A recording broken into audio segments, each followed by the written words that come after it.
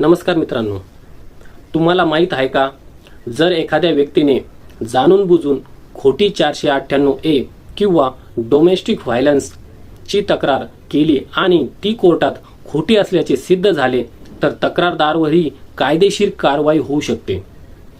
सर्वप्रथम भारतीय न्याय संहिता कलम 217 नुसार सरकारी अधिकाऱ्यांना खोटी माहिती देऊन चुकीची कारवाई करण्यास प्रवृत्त केल्यास 6 महिने ते 2 वर्षापर्यंतचा तुरुंगवास किंवा दंड किंवा दोन्ही होऊ शकतात।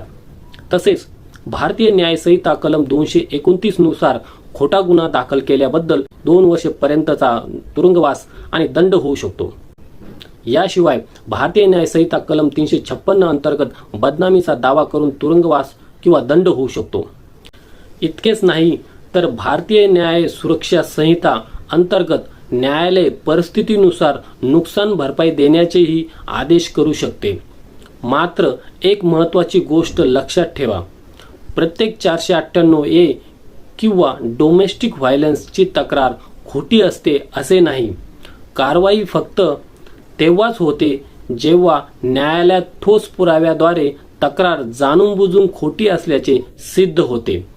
अशाच कायदेशीर माहितीसाठी फॉलो करा। धन्यवाद।